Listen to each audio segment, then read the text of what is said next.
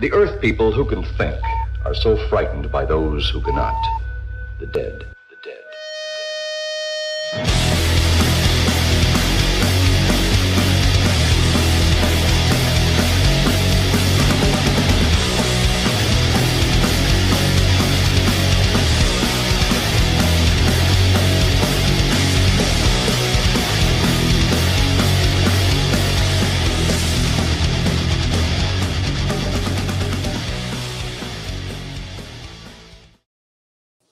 Hey guys, we're back with another episode of Viral Venom. Tonight we have a very special guest, talented actor Mark Brubaker.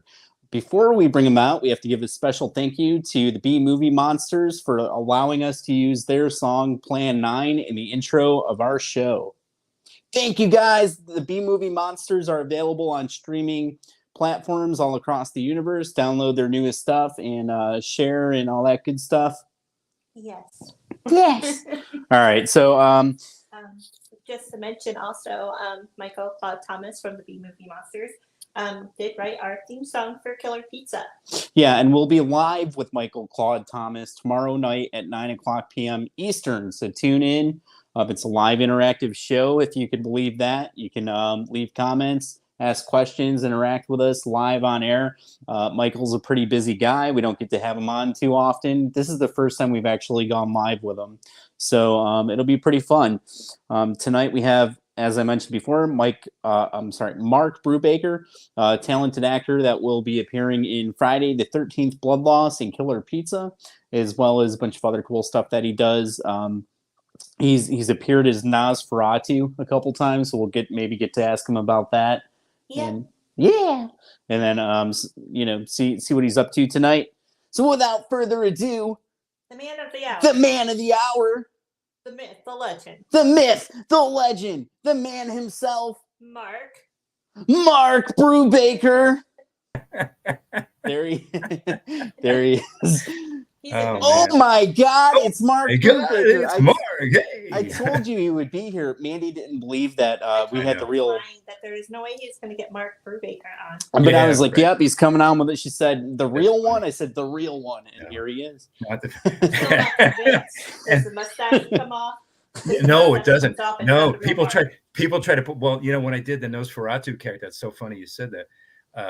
A few years ago, I did not have the mustache, and people kept saying, "Oh, the pandemic was here. You had to do something different." And I sat there and I thought, what the heck? And nobody was there. All the productions shut down. Everything. Like I said, I put in for HBO for the Gilded Age, and stuff was shut down. And I said, I'll just grow a mustache for the heck of it. And so it stuck. Because it looks good. It's a period. Well, I look good in a period piece, so it's like, okay, I'll do it. And it was paid work. So I've done two seasons of that. Looking forward to the third one. So, That's HBO's Gilded Age. yeah, correct? it is. Yeah. See, And I'm telling the viewers we're bringing all the best people on, and Well, I tell you what, I learned a lot about filmmaking I got to know the director, Michael Engler, of the Gilded Age. He's such a chill guy. I mean, he's approachable. Not through, because it's very difficult to communicate, as you probably know. They don't, the agents and stuff don't want to let you directly connect to him. But on set, you just go talk to him. I've never seen it, and this is a huge sets, outdoor, external sets with hundreds of people, and he just kind of sits in his little tent there, and I'm going and talk to him. He actually, as a background actor, he's actually given me direction. I'm amazing to the level of detail that he expects because of Julian Fellows. So it's been a lot of fun work, and I did a lot of different costumes, characters, and things on background. I got real lucky because the look, if they like you, they like you. So that's. I have a question. And I also did a Billions episode. Yeah, go ahead. Yeah. No, I was just wondering, do you prefer timepieces, like the time period pieces? I do, because the look fits. A lot of people say, you want to have a brand, as you know. I mean, you go into this business and people say, "Oh, well, what do you see yourself as?" It's like, well, I kind of look like Ned Flanders, if you know The Simpsons. I how diddly do, neighbor? You know, because I do voices. See, I started as a voice guy. I want So to I do a lot. I do a lot of voices, and so that's how I started with a lot of. Because I used to sit there as a kid and do stuff to myself because it was entertaining. From I don't know, maybe I'm warped or something. I would just do all kinds of I don't know anything. I mean, I just make stuff up. And when I got older, I just see. I don't come to this from acting school. I mean, I've taken acting classes and things, but I was an engineer for 30 some years, man. I mean, I was in the data world and I got to the point where I couldn't stand it. I had to get out. You know, I was working all these hours. It's just like acting, except it's using a different part of your brain. So, yeah, no, but I like I said, the brand they got me with, it's like, well, what do you see yourself as? I was like, you know what? I'm kind of trying to model myself a little bit after Bryan Cranston. I loved him in Breaking Bad. I loved him in, Your Honor, and he can be a badass guy, but he looks like your neighbor. So we have to ask you a question. Sure. So we recently announced that Nancy Ann Ritter has joined the cast of Killer Pizza. She's known for being one of the bathroom girls in Scream, and so every guest that we've had on so far, except for the ones last night because we messed up, we've had to ask them this special question, Mandy. Sure. What's your favorite scary movie? Well, that's going to be a tough answer. That's going to be tough because I'm kind of a student of old films. Like if you're talking like old versus new, I loved the original Friday the 13th is amazing to me. They're just not much better in new stuff. I'm not really a big fan of like the Saw movies so much, but early movies, the classic Universal stuff like Wolfman and The Mummy, Karloff and Frankenstein. Oh, I love. Oh my God, Universal did such a great job. And I used to be as a kid, I would go to the theater when they still had double. You could sit there all day, all afternoon, and get a double feature, and they didn't kick you out of the theater. And I would watch. I'd just be scared out of my pants, by like Dracula and Wolfman and stuff. So as a kid, that energized me to be like, wow, I'd like to be something like that. But how do you? As a kid, you don't have any idea about doing anything. But the newer movies, Scream's good. I Scream, but but I just go back to stuff like Friday the 13th. I mean, I don't know. It's one of, even as it was in the 80s, I guess, with Texas Chainsaw Massacre. I went and saw that by myself. What an idiot. I didn't even want to go out of the theater afterwards because I was so damn scared, because your mind makes up more stuff than you could possibly ever do probably in real life, except for like Jeffrey Dahmer or somebody like that. But no, it's got to be Friday the 13th, the original one. I love it. Speaking of the original Friday the 13th, we do have Mark Brubaker in Friday the 13th Blood Loss, and Ari Lehman, the original Jason from Friday the 13th. I know. Yes, I saw Ari, and it's like, yes, that's so cool. Oh yeah, we got to work with him in October. He was a lot of fun to work with. We filmed scenes for Blood Loss, and then we actually filmed a music video too for him. So he's in a band called First Jason. I saw that. Yeah. Pretty cool, fun time, Amazing. So he's in the film. Beatrice Buckley is in Blood Loss as well. Mm-hmm. She was Amanda Kruger in the Nightmare on Elm Street franchise, Freddy's mom. Then in this one, she's Pamela Voorhees. So little change. But a switch, But speaking of the those the classic movies, you were Nosferatu. I glommed onto that movie a few years ago. The original, the 1922, the F.W. Murnau, and I saw it. It's like, oh, I forgot that it even existed, because I grew up on like Bela Lugosi as Dracula, but I saw this and it's like, huh? And from a kid, I'm from Pennsylvania originally, and I'm from the Dutch country, so I speak German a little. And I learned German when I was a little kid, so I kind of saw that, and that's what inspired me to. I created a costume, and again doing the voices. I met up with some people that were looking for voiceovers for some characters they had. It was totally not this. It wasn't horror, but I saw what they had, and I said, well, and they did like a haunted hayride venue, and I said, okay, what are you looking for? Anything that like acting? And they said, oh yeah, we really want to have some classic characters. So I happened to have my phone with me. I said, you mean like this? And I showed them a still out of the NOSFERATU movie, and they were like, wow, they didn't even know what it was. And I said, well, a lot of people don't know this because it's German. This is like a classic movie. So I cobbled together like a costume and a look and the accent, and it worked. It kind of worked. So I took it on the road a little bit. It scared the crap out of people. Very cool. Jason Cohn says his favorites are Texas Chainsaw and Queen of the Damned. Texas Chainsaw I forgot about Queen of the Damned. Yeah, you like that one, don't you? Queen of the Damned. Yeah. Everything's echoing. You said Queen of the Dam, right? Yeah. Yes. Yeah, I forgot about that. Yeah. Yeah, well, I'm a huge Texas Chainsaw fan. Behind this banner, we have a different one with all these different movie posters, and you guys will have to take my word for it. Texas Chainsaw is right here. It's right there. It's right there. Yeah. So as I said, I love Texas Chainsaw. Oh, I do. I liked it. After I got scared, I kind of came to my senses and said, okay, it's just a movie. All right, don't worry about it. But seriously, I think I was probably in my early 30s when I saw it. But I saw it by myself. What an idiot, should have gone with somebody. And I don't know, just kind of stupid. But I'll do that. I always do like the wrong thing. I'll just go someplace and like, hey, let's try this. And that's kind of how I got into acting. Once I did the voice, once I did the voiceover, I was like, I want to keep doing this because you get the bug, right? And then I did some stage stuff locally because, there really wasn't a lot of film work, and I didn't know much about it at film.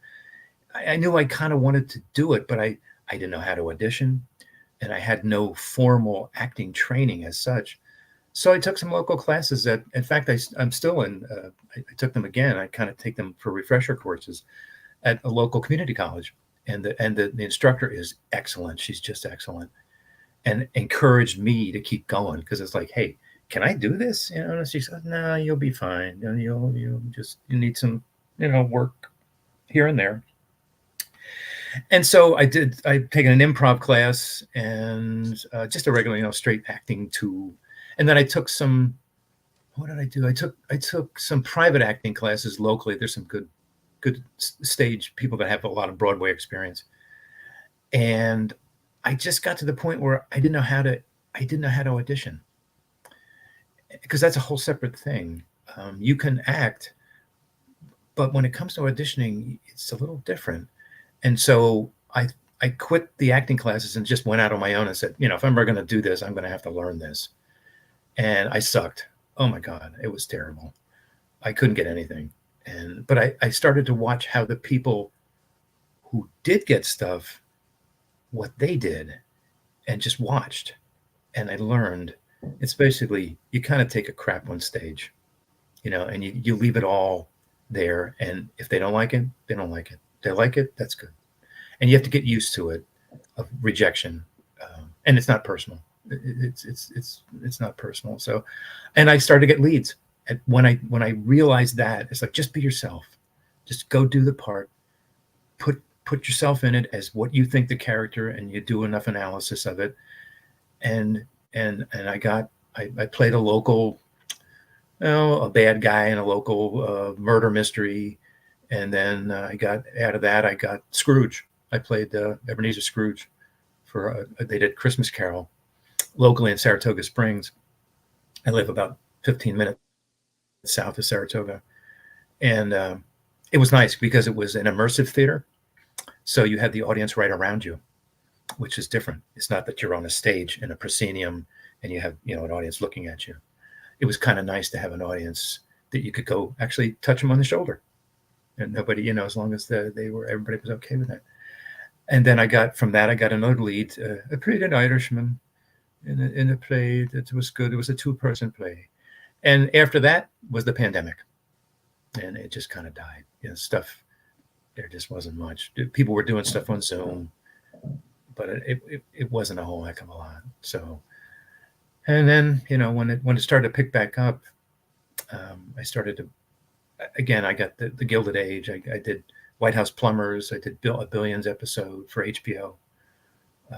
And then, I've tried out for some other stuff and, haven't really gotten, but I was still working full time as an engineer. So I was putting in about 50, 60 hours a week of work. So, and I don't know. I just decided one day, my wife looked at me and said, you really don't have to do this anymore. You've been doing this long enough. Why don't you do what you really want to do? And so I quit and said, hey, I'm going to try some stuff. And I've done some voiceover work.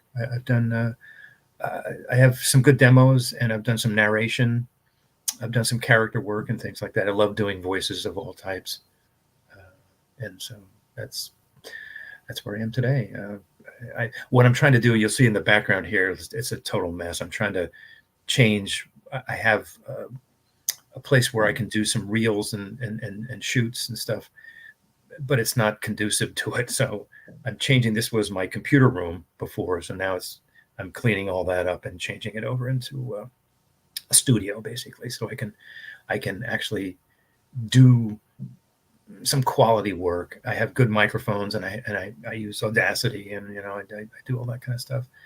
But when you're, and in fact, I've auditioned for some games locally. Warner Brothers is in Troy, New York, and they've had a few games that I've auditioned, and I got some callbacks, but haven't really got there yet. So that's one of the hardest things to do in voice, video games, and of course, the Pixar movies. I mean, I'd fall flat on my face if somebody ever called me and said, "Hey, we'd like you to do a voice on the latest Pixar Cars movie," and I'm like, "Okay, yeah, great."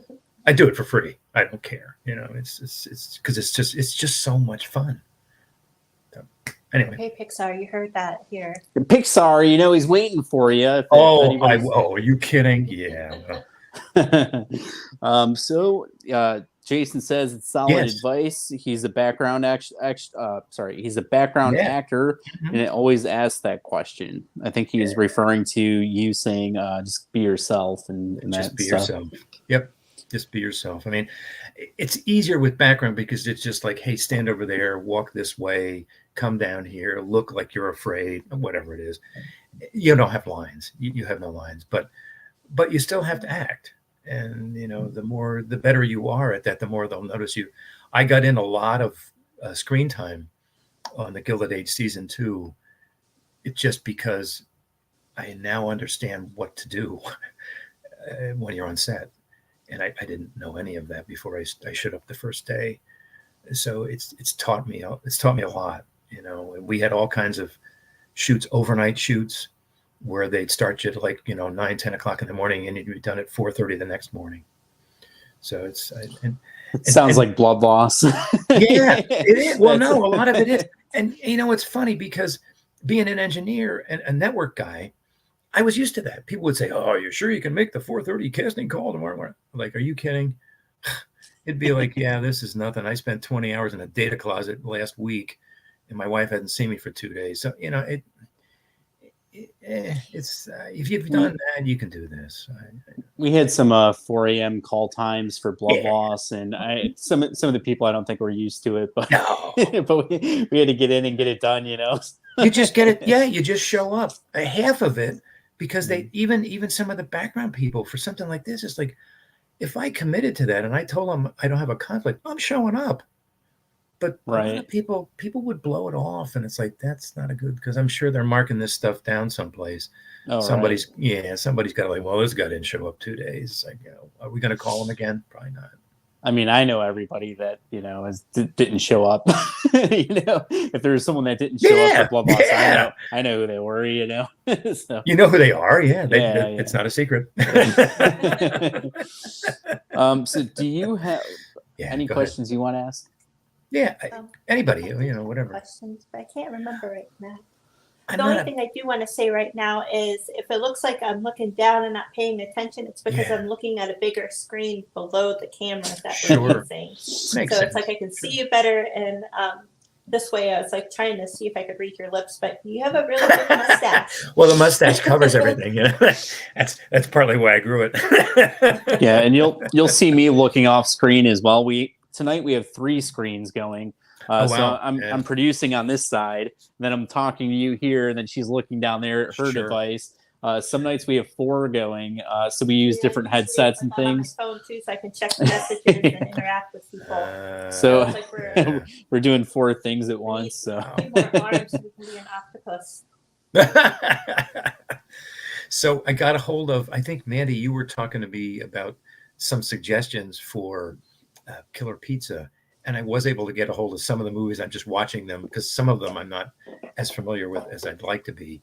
And it's helping me, like I said, shape the character. What I want to try to do is come up with a tape, a reel, and send it to you to see what you think. And then you make some tweaks or tell me, that sucks. Try something different, whatever. I don't care. I want to do something creative, but I want to do it that fits with what your vision is for the movie. I'm all about that. It's Can't give away secrets. I know.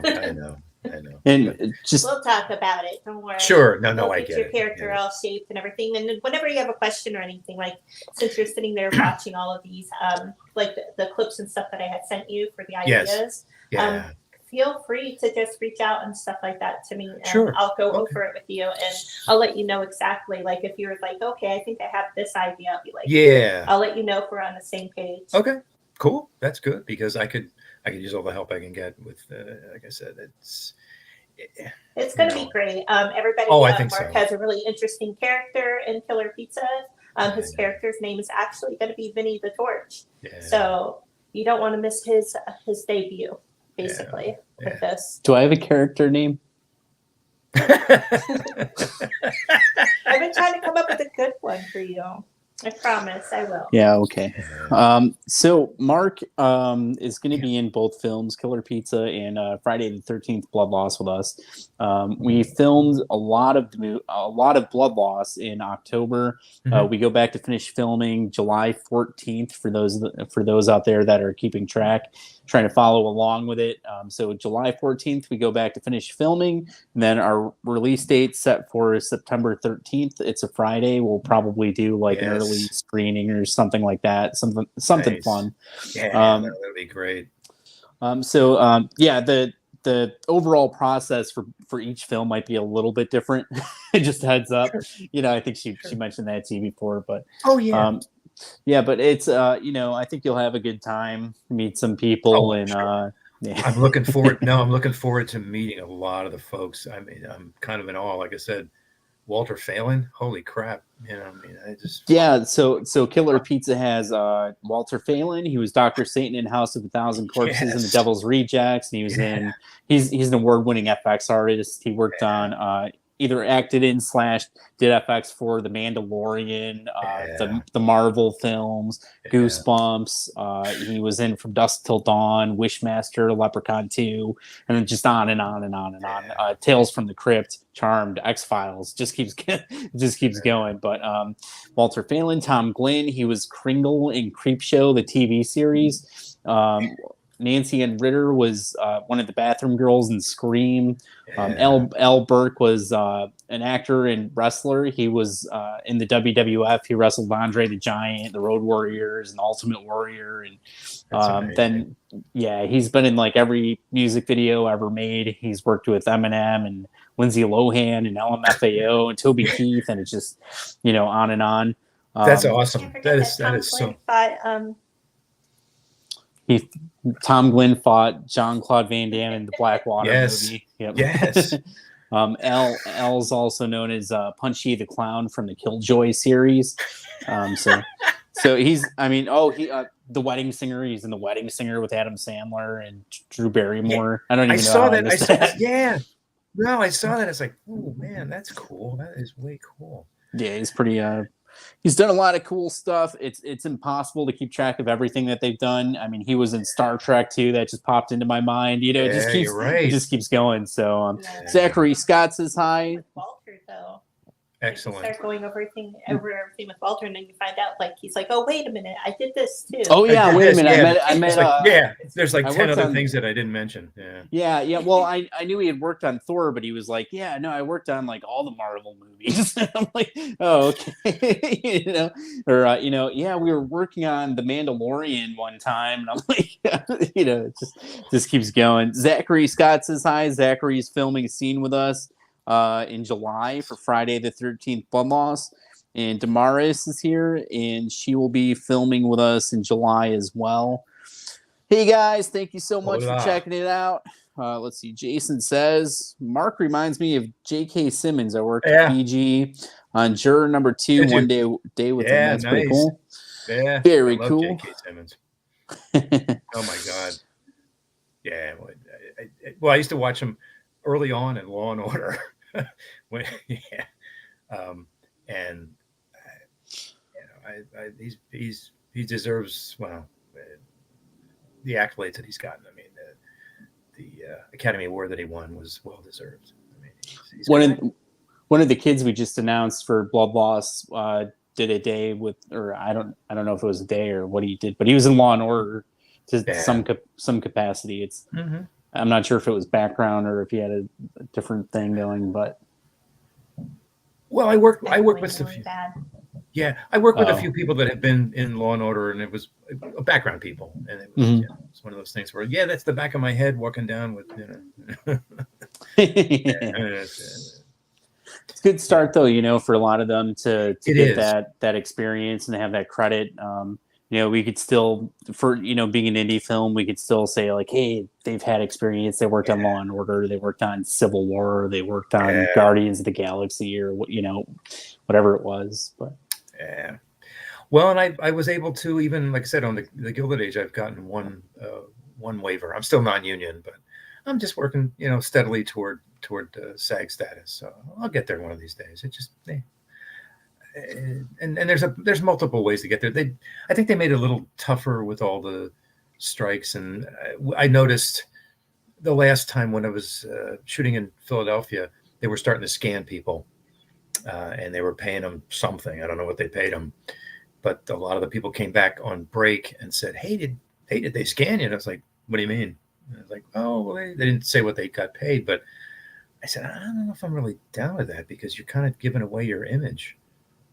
And they don't really have to. Oh, they're scanning for AI. Yeah. Scanning you for AI. Oh, okay. And even in some of the background scenes, I've seen that they duplicated my image in some of the scenes, but they're allowed to do it if they don't change costumes and things like that.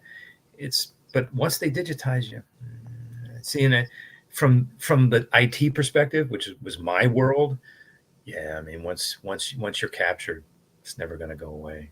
They can say that, we're supposed to not use it, and there's rules and stuff, but who's going to check them? I don't know. I was very skeptical about that part of the one, when the strikes happened. And I have a lot of friends who were SAG members that didn't really, they weren't in favor of some of the stuff that was done, but it is what it is. So nobody working on our films has to be scanned. Just throwing it out there. We're not going to be scanning anyone for those ones. Maybe in the future we'll start scanning. No, I'm just kidding. It's not nothing we would care to do. Oh my God, really, that's all you need. Right, especially as an indie producer and filmmaker. Yeah, I know we have scan people. Just walk through here. We'll get you quick. It won't hurt. No bloodletting here. Yeah, no. Oh my God. So my bread and butter really still is voice. Like I said, I can do way up here, and I do voices, and I women's voices, and I can do a whole song with Satchmo. I can sing, and I love doing stuff like that. But you never know whether you get calls, and that's a lot of fun. If I can create a character and somebody can use it somewhere, I have the fun of knowing that I did it, even if I don't get paid, a ton of money to do it. So. Very cool. Anything you want to say or ask, Mark? Mark, what's your favorite Quentin Tarantino film? Oh, Reservoir Dogs. Are you kidding me? Reservoir. Oh, I love Reservoir Dogs. Yeah. See, it made a connection for me with some of the old movies. Lawrence Tierney, if you know that actor's name, he was a really rough, tough, for real, in real life. I think he was drunk more than he was sober, and got in more fights, and beat more people up. But he was in a lot. I love film noir as a genre, and he was in a lot of them as a tough guy. And it wasn't his last role, but it was one of his last roles was Reservoir Dogs. And the same guy. It's like the same rough, tough guy. It's like, hey, I shouldn't have gotten drunk with them guys last night, that kind of stuff. And I just like it. I mean, I like, Pulp Fiction and a lot of the other Quentin Tarantino. I mean, Kill Bill and, all of those. But I don't know. I just have my heart goes back to Reservoir Dogs. I mean, it's just it's a good movie. Do you have a favorite film score? Oh, well, that's tough. Anything that Hans Zimmer does, I love. He has done so many great scores like Gladiator and some of the other films that he's done. Dark Knight. Dark Knight. Oh my God. It's just the music is just resonates with me with anything that he has done. Like I said, there's so many that he's done. It's hard to pick one out because if I hear it, I know. And when I was a kid, I learned to play piano, and then I kind of forgot all that stuff later. And recently, I've taken it up again because I'd like to just express myself musically. And if I sit and to listen to that, I can pick out, oh yeah, here's this person's style, here's that person's style. I don't know. It's hard. The older I get, the tougher it is to come up with. I could pick out that name in about 5 minutes, but if you ask me pointedly, I'll be like, but yeah, no, for sure, Hans Zimmer is probably my favorite. Although all the Star Wars stuff, yeah, I mean, John Williams is tough to beat too, but I still like Zimmer better, I think. Is yours Halloween 3? No, I really like that, but I was sitting there thinking about it. I actually do have a favorite artist with everything. Oh, I can tell you guys, right? What is it? He's right here, so it's easier to talk to him. Yeah. But Peter Gundry, he did the score. Oh, yeah. He did all the music in the Abraham Lincoln Vampire Hunter. Yes. Oh, yeah. So his music, yeah, I've listened to the majority of his albums and everything. Yeah. I don't know. The music's very relaxing and soothing to me. And Howard Shore is another one. When you look it up, it's like all kinds of supernatural names to everything, like The Witch in the Woods or something like that. Which I appreciate. No, that's good. Yeah, it's good. Yeah. Howard Shore is another one that I like. And he did all the stuff for the Lord of the Rings, and I love the Lord of the Rings. It's. I think I read that series of books every year. Just reread them because it's such a good. They're good stories. So you just mentioned Star Wars and Lord of the Rings. Now I got to put you on the hot seat. Yeah, Star Wars or Lord of the Rings? Oh man, it's tough because I love Lord of the Rings. I can, but Star Wars was there first, and I was a Star Trek fan. And when Star Wars came out, I saw them in the theater, 70 millimeter, every movie, and it just blew me away. Empire Strikes Back, and it was amazing. And again, John Williams, it's tough, but I love Lord of the Rings. But they messed up Lord of the Rings so many times before that. They tried to do the one that was the cartoony one, which sucked, and then it just didn't until Peter. Like that one. Do you? What I remember seeing that and thinking, hey, what's it gonna be? And it's like, oh, because I skipped it. Yeah, in my mind, it was like, I'll just do something really good with it. And I think John Huston was one of the voices in it, and it's such a great the vocal stuff was good. It just was like, oh, just can you just have some actors do this, you know? And it was tough without the special effects, you know, to get that done until the Lucasfilm stuff, and you know, those folks came along and revised how special effects were done. You know, it was tough to get that feel of what the books imparted to me anyway. And I'd read the thing and be like, wow, well, really The Hobbit or, you know, any of the Lord of the Rings stories, like, well, that's going to be hard to do. And Jackson was able to pull it off. So, but still, Star Wars, boy, that was a favorite. I mean, I probably saw all the Star Wars movies like 5 times when they came out because I loved them so much. It's such a good story, a set of stories. I still love them. Even some of the ones weren't the best. The Attack of the Clones, and you know, some of those were like, but it's a good series. It's a very good series. Well acted. One of my favorite actors, again, horror from back in the Hammer films, Christopher Lee. I mean, I love Christopher Lee, and he couldn't wait to play Saruman. I saw some interviews with him, and he said he would read that part every year, hoping that someone would make a good movie out of it, that he could play that part. And he did such a good job. And of course, he was in some of the Star Wars stuff too. Yeah, Attack of the Clones. Yeah, I mean, he was probably the best part of. I hate to say it, you know.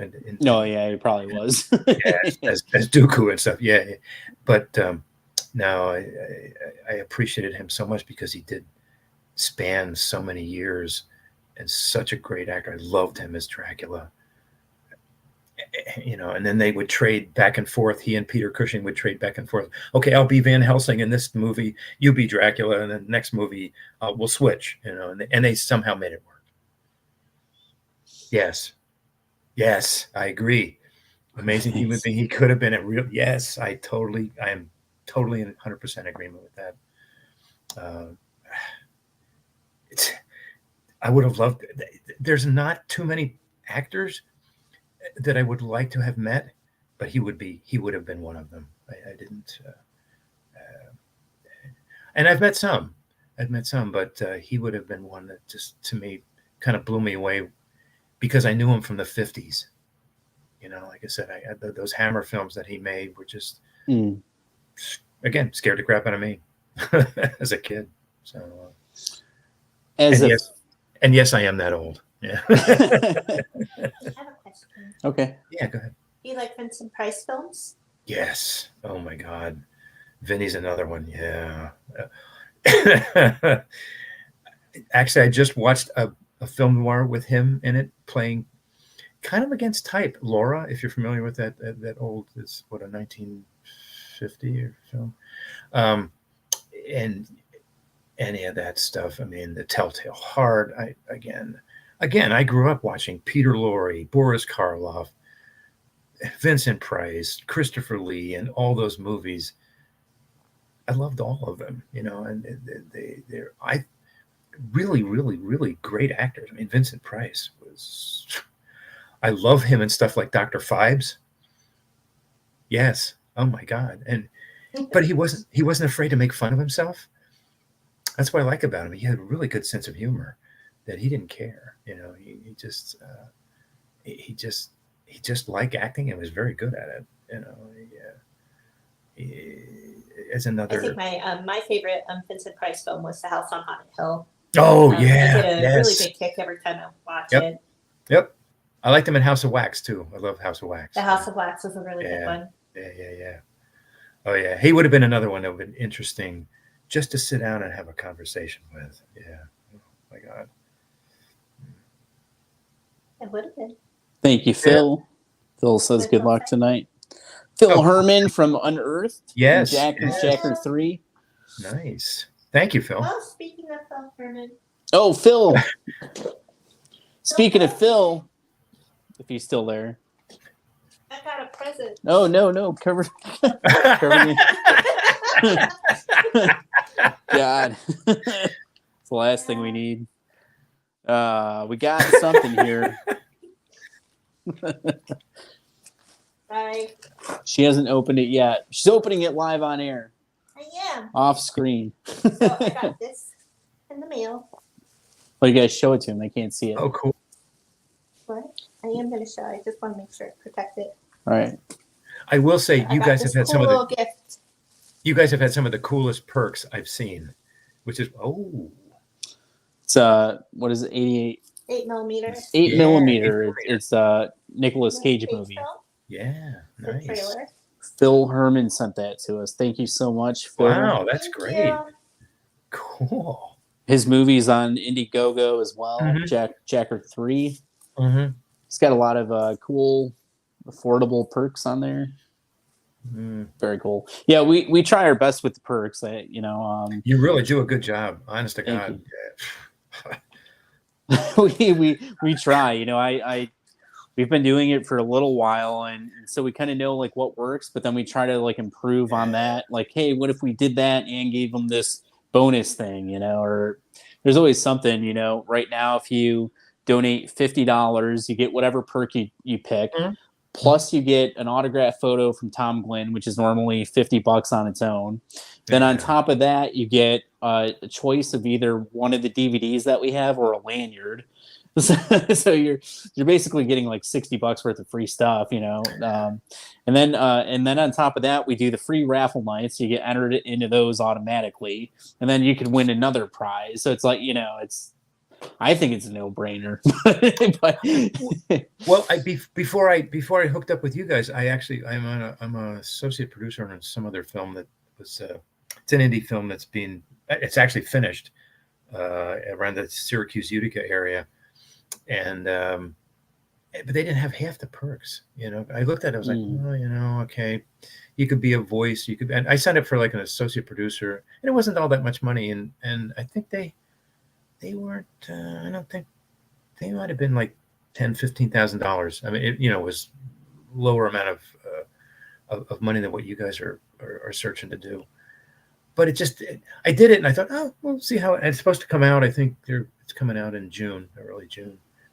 But then I saw yours, and I was like, ooh, it was intriguing. And I saw the perks, and I was like, this is really cool. You can tell that you've been doing this for a bit.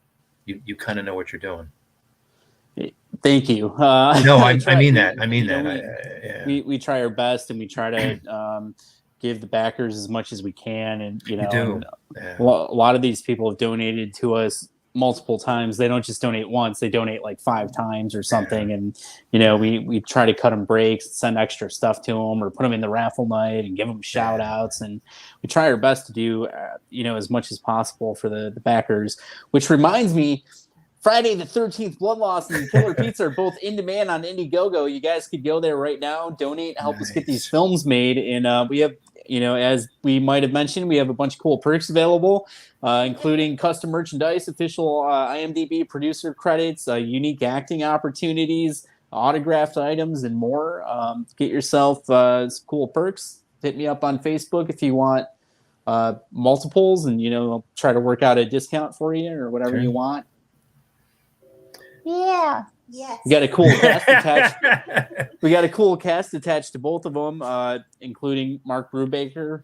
You can work in the same film as Mark and get your name in the credits alongside Mark and Tom Glenn and Al Burke and Nancy Ann Ritter and Tam Taylor and Colin Fiol. And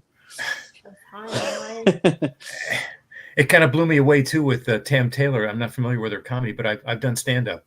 Myself as well. She's funny, huh? She's genuinely funny. Yeah, and that's a tough market to work in. I did locally stand up, and it's not even. I couldn't care less about making a fool of myself on stage because it's easy to do for me. And I bombed a bunch of times and gone up. I've never been paid professionally to do it, but I've done a lot of open mics. But the writing is so tough to write something that's funny, man. It is not easy. I mostly do my shtick is like a self-deprecating stuff about my family because I've come from a super dysfunctional family, so it's easy. There's a lot of material there, but my hat's off to anybody that actually gets paid and makes money doing comedy. It is not easy. It's not an easy thing to do. So I'd be looking forward to meeting her and just asking her for some tips because I'd like to go back up and do some stuff. But like I said, the writing, the guy that taught me used to work for David Letterman and Jay Leno. And so he knew his stuff, but he said, you know, talking to people like George Carlin, whom he knew, said, you know, it might take him 3 months to write something, you know, a 30-minute routine. And if it takes him that long, how long is it going to take you as a beginning writer? And he's right, you know, to try to distill that down. So that's how I got into the horror stuff too, because that's why I like comedy horror mixture. It's so much fun, but you don't see much of it. Yeah, I think it's, you know, there weren't that many good ones for a long time. You know, they're very, very far and few between, and you know, I think there's a little bit more out now, but it's better. It's getting there. What's a reason? I mean, we've seen some recent. We just saw. It's called Fried Berry. Oh, really? Oh, yeah, cool. It's definitely like a hard R movie. Yeah. Yeah. But it is pretty good. Was it good? That. It's about a guy that is possessed by aliens. Mm-hmm. So aliens. He gets abducted by aliens. Well, he gets abducted, but then they take over his body. Yeah. Oh, Over his cool. body. Yeah, and he goes around. Everyone thinks he's on drugs, that kind of thing. He's a junkie that gets abducted. Yeah. Oh, really? Yeah. Nice. It's pretty interesting. It's really that does funny. sound cool. I'll have to look at it. That's cool. Yeah, go ahead. Yeah. No. You go ahead. Well, another thing is your daughter is an amazingly talented kid. It's amazing that she contributed what she did to the Killer Pizza movie. I see. Can you speak about her to me? I mean, you know, about Emmy. Yeah. Emmy. Yeah, because for those who don't know, Emmy came to me about a year ago, and she had asked me to make this film. She came up with the idea and everything. It's like her first initial thought was killer tacos. And I'm like, okay, yeah. I'm like, oh, but no, I'm like, I just thought maybe like it would just be a little too much. It's like I forget my reasoning at the time, but I told her, I go, let's try to think of something else. And she's like a killer pizza. She's like, I want to make a killer pizza movie. And then I just sat there with her, and I'm like, I go, so how about if the story has to do with the guy getting murdered and coming back and like, you know, avenging his death and everything, but it has to be I told her, it's like she came up with the mafia with me and everything as the reasoning because it's Italian stuff. So exactly. It's like she had the idea of like the mafia, and it's like okay, so it's like how are we going to do this with the mafia? So then it's like after I got the basic story with her and got her approval for things, I sat and I wrote the script and everything for it. But as I go along, I sit there and I ask her, I'm like, what do you think about this idea? Or if we do this? And I made sure like when I came up with my concept art and everything like that, she approved it. Because the original picture I used for the concept poster, the art for it, I used my son. Oh, I used her big brother. Because she told me she wanted the character to be like her big brother.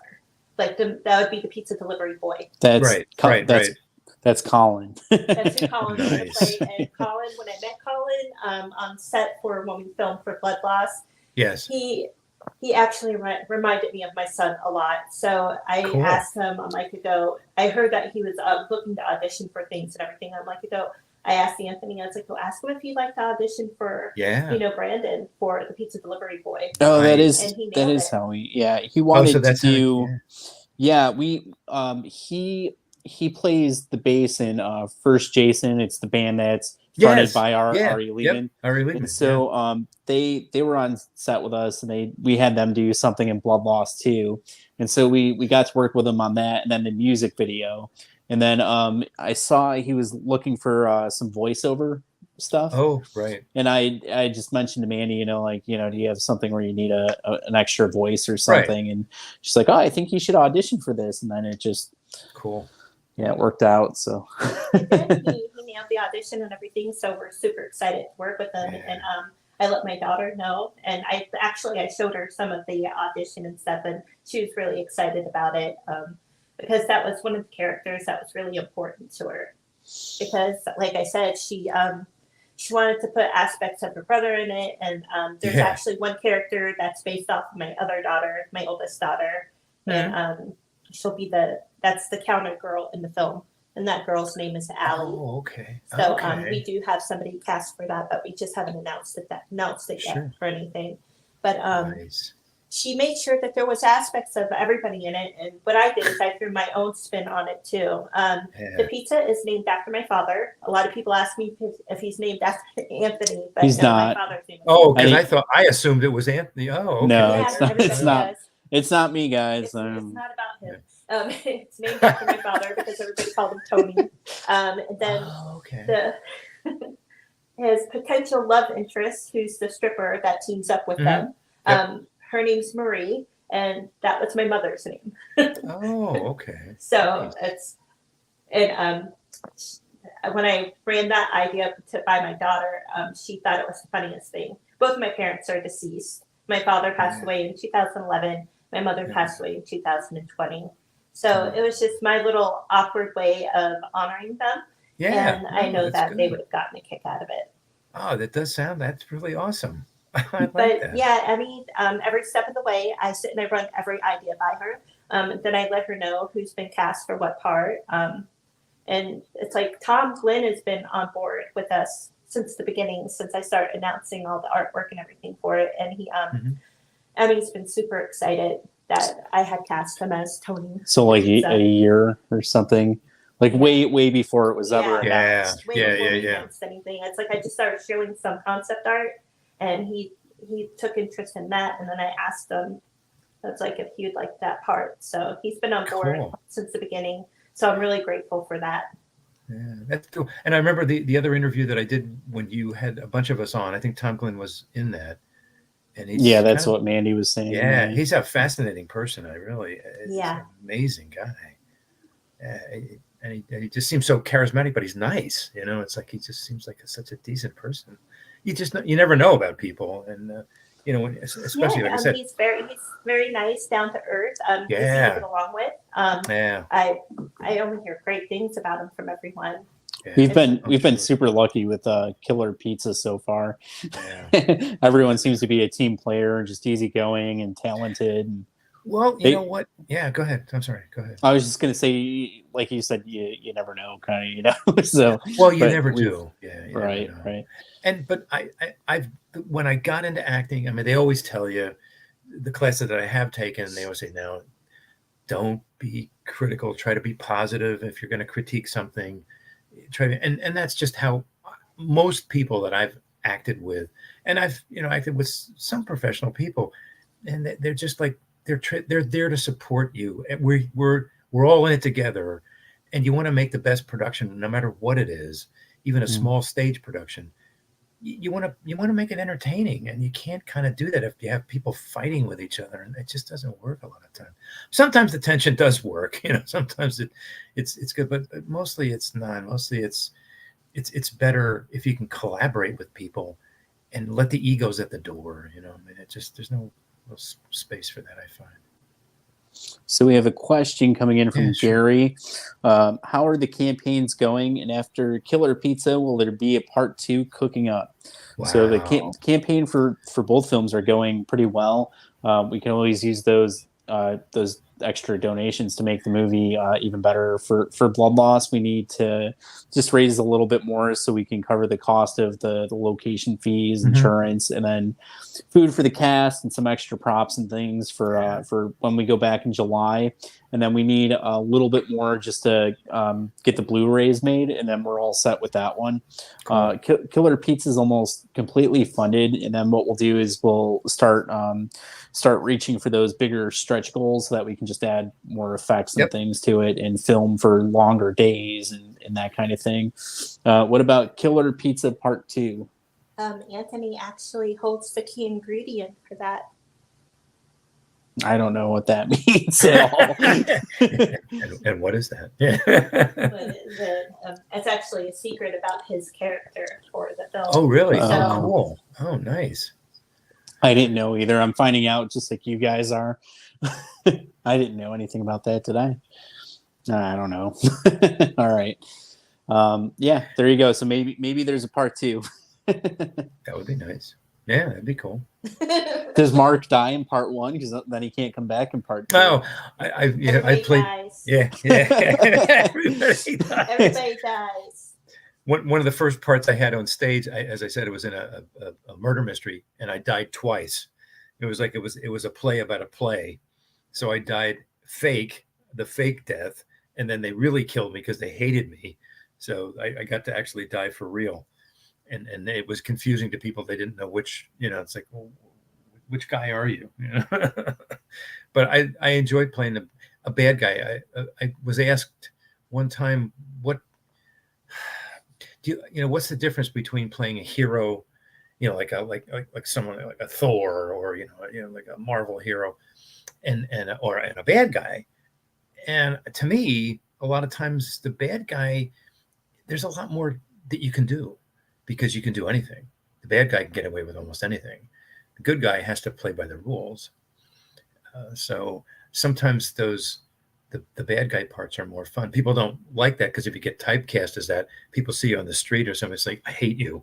Because all I know is guys like, don't play by the rules. Yeah.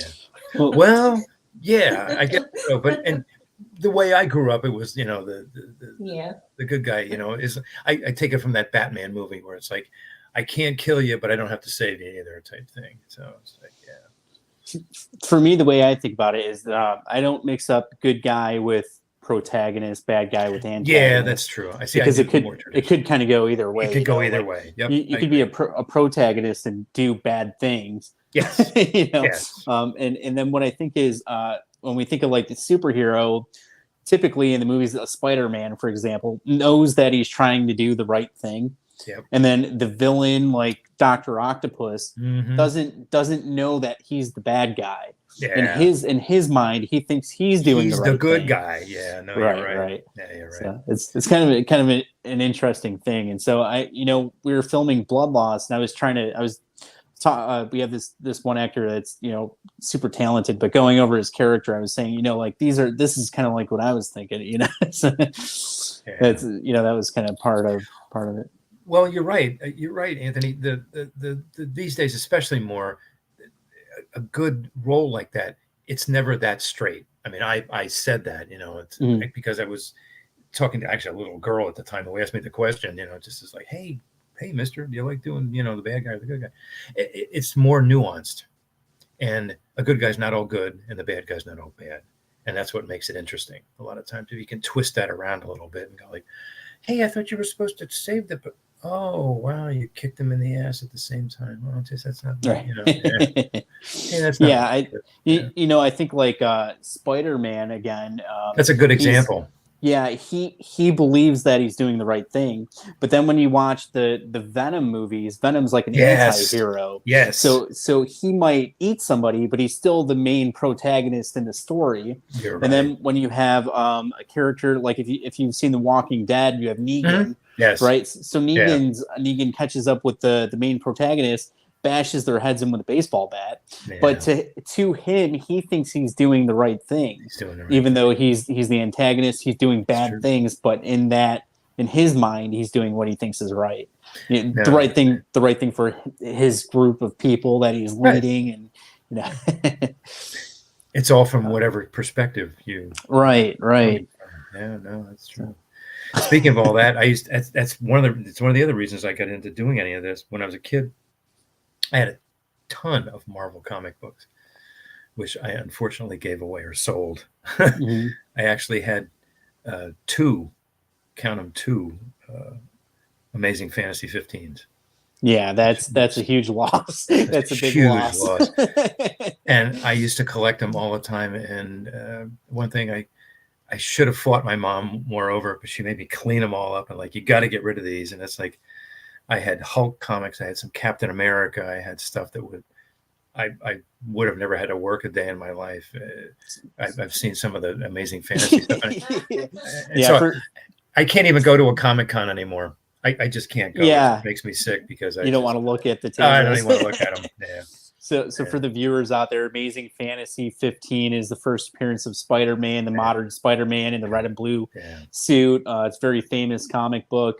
It goes for a lot of money in any condition. The graded ones that are in high grade are impossible to find. So it's definitely a valuable book. Yeah, I had one that was in really pretty good condition. One that had like half a cover type thing. Because again, as a kid, I was interested in reading them.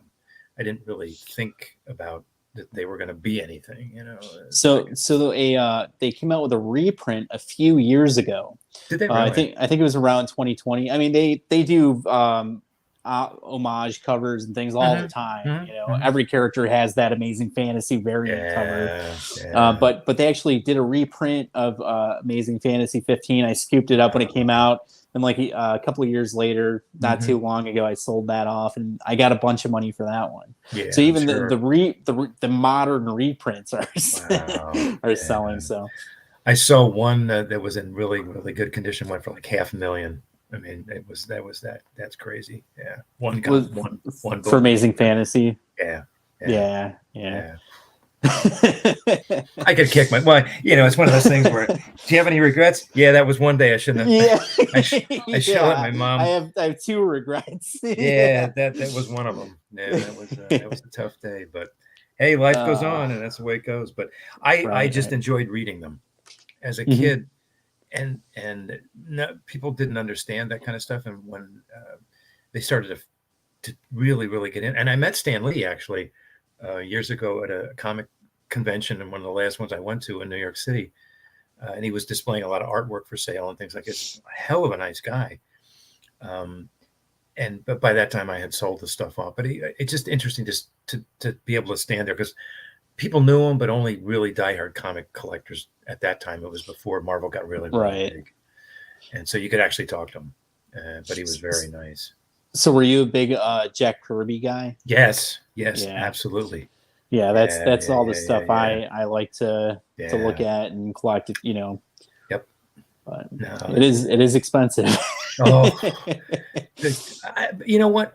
Every once in a while I will go online and you can read some stuff. Because I know the stories, because I had every one that came out. I had a complete collection of the Spider-Man, Avengers, Fantastic Four, even all the first Iron Man.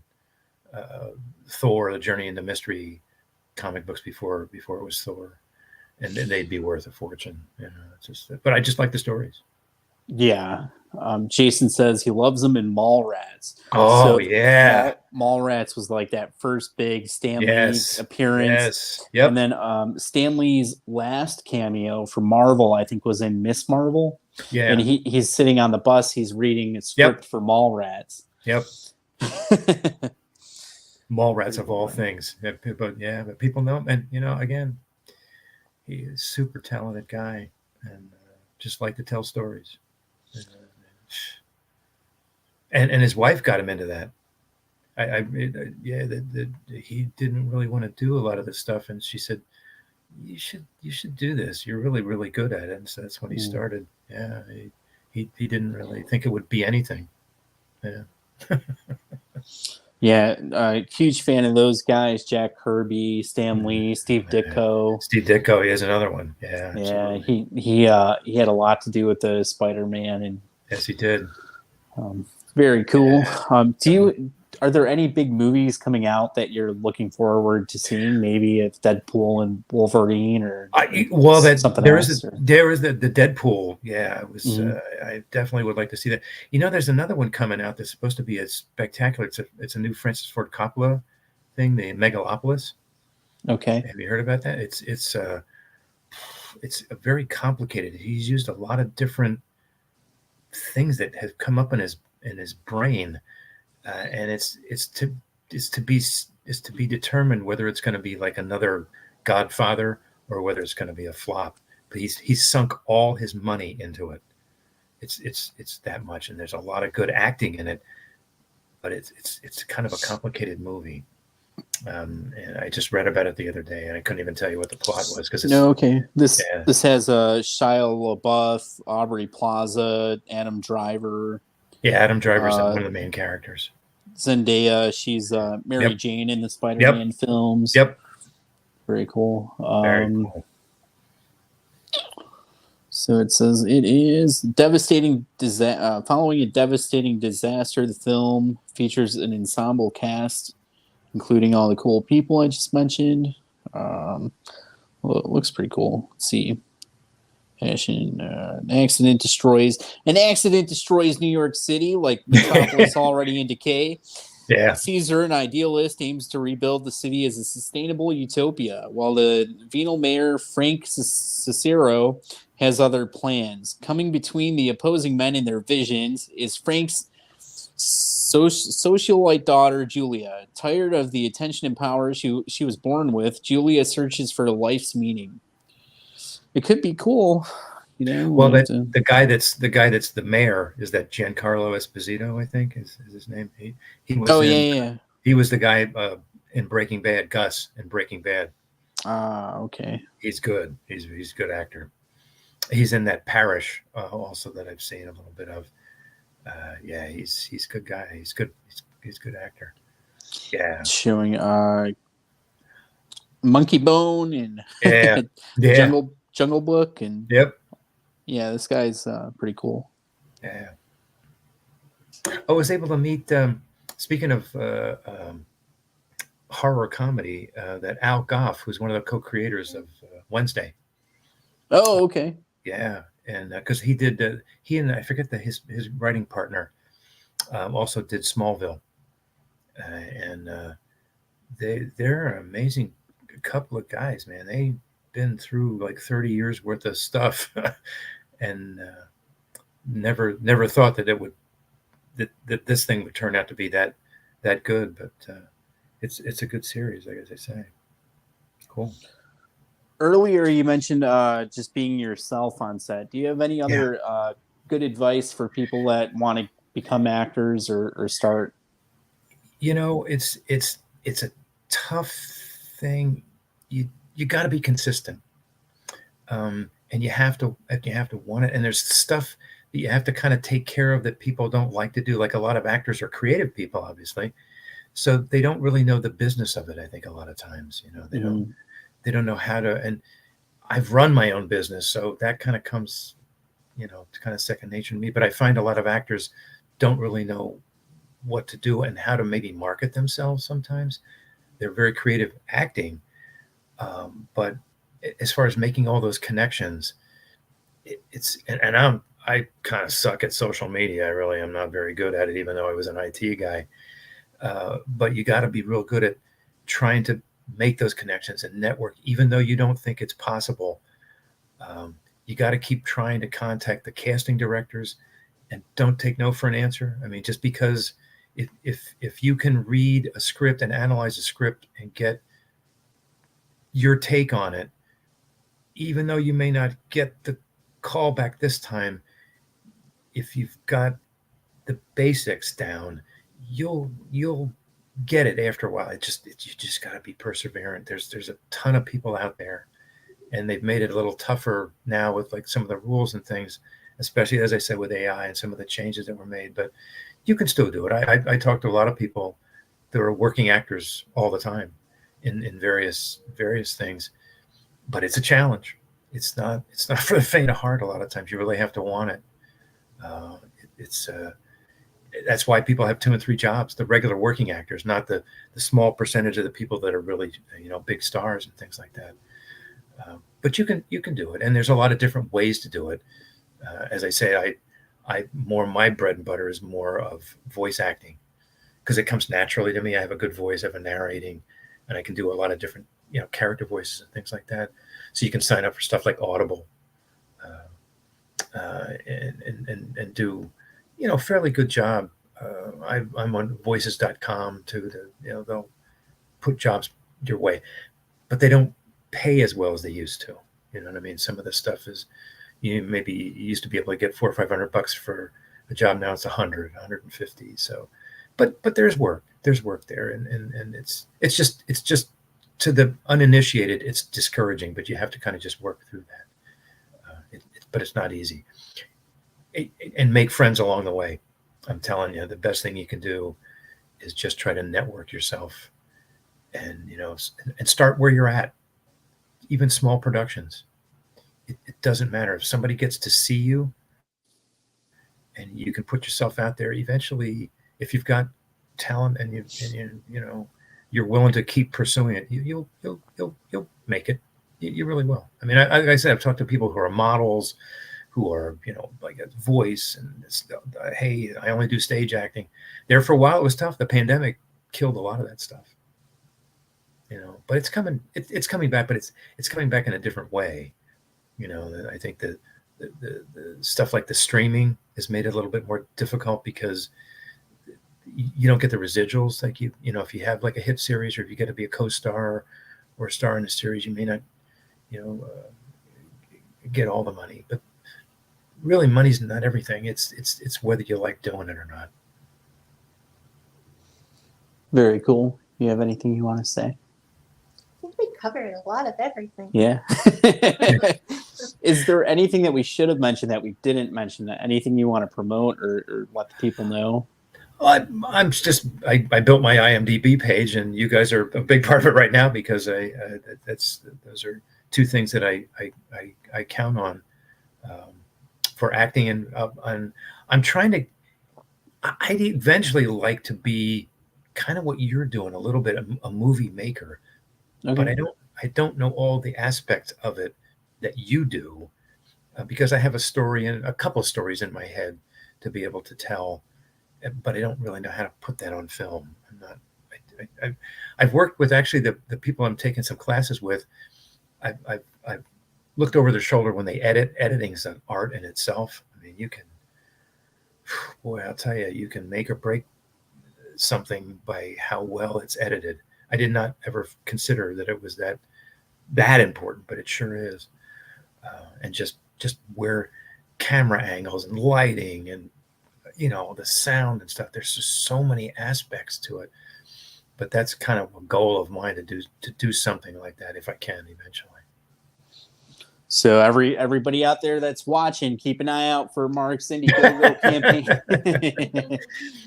Well, I mean, that's a good way to get started. It's a good way to get started. Yeah. Your funds that way, and then you can use that to get the equipment you need, or to hire people that you want to work with, or whatever the case. The easiest way to get started for people out there is just if you have a cell phone, take your cell phone and your story and go out and just start filming, because it's going to snowball from there. If you don't have lights, film in daylight, get some scenes outside or whatever the case.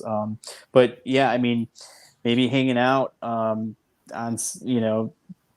doing a project like this, maybe you'll get a feel for like how we do things. And then you could probably take it from there and apply it to your own movie.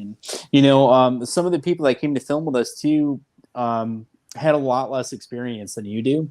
Mm-hmm. And they, met somebody, and then they got flown out to Florida to work on something, or they went and did some other cool thing. And, so you never know, like, what opportunities are going to pop up, or you never know. You might, no, I was going to say you might meet people on set that just want to help you make your movie or something, So I met a couple of people even working on the Gilded Age that worked on The Walking Dead. Mm-hmm. And they said, "Oh, I didn't know what I was doing." So I showed up and they're in the Atlanta area. They happen to have friends up here, and was in the Gilded Age too. But they said, I didn't really know anything about it, and I started to work. And it's like, oh yeah, I found out. And they're branching out and trying to make their own, not a Walking Dead, but something, something right, in their head, type thing. Yeah.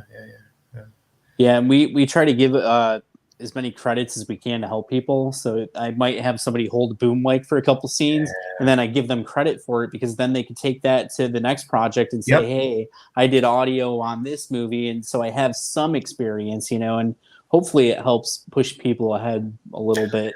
It does, because I just did a couple student films, as I said, with and because they asked me, because they wanted an older guy in the thing, and I said, hey, do you mind doing it? It's like, no, I don't care. It gets you again. anything, you'd be surprised how much collaboration there is, where somebody has an idea and they'll think, oh no, let's try it this way. And that to me is a lot of fun. That's what I really, really like doing. And, there was a lot of that on Blood Loss, so I'm you'll sure. like it. I'm looking forward to it. No, Yeah. I really am. And people think like that. Why would you do that? And you didn't get paid. It's just, there's nothing like being around a bunch of creative people. There's just nothing like it. I mean, I can't say enough about it. It sounds nutty. And if people outside the business or outside doing it don't really a lot of times understand that. They just think, well, Well, all the actors that we work with have different situations too. They're all getting into it in different ways, and so everybody is treated the same across the board. We give everybody full credit and don't treat anybody any better than anyone else. Sure. And really, it's a good idea to invest in yourself, which is always something. You were talking about businesses and things, like you have to, as an actor, treat yourself as a business. And you have to invest in that business in order to get anything out of it. Time, money, effort, and that's why you definitely have to love it. If you work with us, we try to make things as easy and accessible as possible. You can get a remote acting credit from the campaign, I think, for $1.99, and then you get yourself in the movie, and then you get that credit on IMDb, and then you could take that and say, hey, I was in this movie with Mark Brubaker and Tom Glynn and Tam Taylor and all these cool people. Yep. What you just said is exactly what went through my brain when I saw it. And then when I contacted, I think, MANDEE, one of the first things, you were so nice and like, no, we'll craft something around you. It's like, really? Wow, that's really cool. And you'd actually give me some credit for this? Holy crap. I mean it. It means a lot. But a lot of people don't work like that. Mm-hmm. I'm telling you, I'm a pretty good judge of character. And when I saw the collaboration between you two and what you wanted to do, I was like, hey, I kind of like that. Besides, I love horror, and it was right in like a wheelhouse for me. It just, something spoke to me. I don't know what it was, but I thought about it, and I thought, I'm going to do this, and I'm going to do it because I've never done this before. Not collaborating with anybody like you. Yeah, I mean, there are people that do similar things, but you have to pick and choose, because I mean, some of them you might want to ask them a question and you can't get a hold of them. Right. They don't respond. We're on Facebook every day talking to people, responding to emails, going live. Like we're right here, for the few viewers that we have tonight. Well, we're with you doing it. So and again, going back to comedy, I played comedy when there was like 5 people. Well, you know what? Guess what? You're still doing it, and somebody might appreciate it. And that's how you don't have full packed houses every night. It's not how it works sometimes. Right. And that's okay. That's okay. So, anything? I mean, we're a little past the 1 hour mark. Just wanted to make sure we covered everything. Sure. We covered a lot. Did you have Mark plug his social medias? Yeah, if somebody wants to hire you, is it okay to contact you througrough Facebook? Well, I'm on Instagram, I'm on Facebook, Instagram. I'm not on X or Twitter or anything like that. But Messenger, any of this stuff. And I have the IMDb page. You can go take a look at that. I mean, I had some kind of homemade videos. I have a friend who's a videographer that did some of the stuff for me. That's on the IMDb page. So, and then I put some still shots of some of the background work that I've done. But yeah, no, I'm open to, like I said, contact me. Yeah, I think people are going to love Mark in Blood Loss and in Killer Pizza. And then you guys are going to wish that you got a hold of him before we do for our next movie. so send him a message today and, hire him to come work on set with you. And, Thank you. Because I'll tell you what, loyalty is a big thing. Mm-hmm.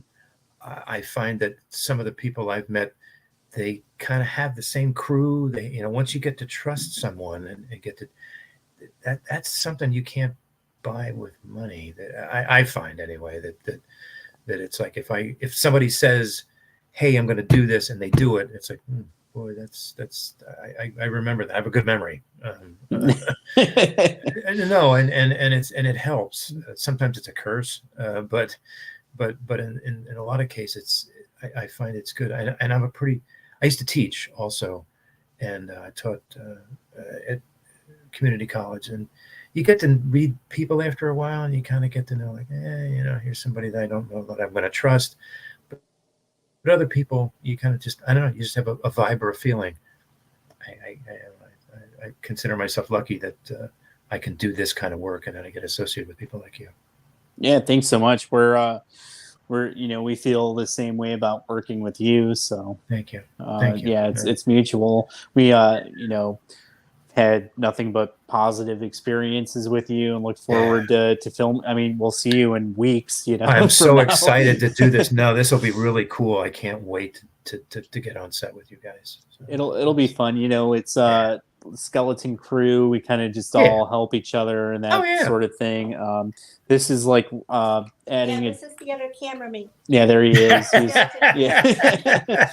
So it's very, a couple of the days we have a bunch of kids coming on set. We have like 20. Cool. We have like 20 kids to film these scenes. Nice. And then the next few days we have to focus a bit more on the scenes with you and Christian and Lisa Marie and Jack Dunnan, and so it'll be fun. I don't think it'll be too stressful. We might have some long days, but it'll be fun. Long days. Like I said, that doesn't. People think that sometimes is a turnoff. It's like, oh, are you sure you can do this for like 14 hours? Yeah, I think I can do it. Okay. Yeah, I mean, there were days. When we started filming the movie, I'd be up all night. So I went like 3 days without sleeping. But it was for me, it was okay. I was so busy doing things. It wasn't. You just kind of make it through. It's fun, and really it's friends hanging out and talking, and making this creative thing together. And the time goes by. Maybe it's different on other sets or something, but with us it seems to go by. It depends. Yeah, I mean, I've seen stuff where there's a little bit more tension sometimes on stuff, but I don't get that feeling from you guys. And most of the things that I said I've worked on is like, hey, you want me to go do something here, hold a boom mic, go to, I don't care. I may not be the most expert person at it, but I'm a good learner.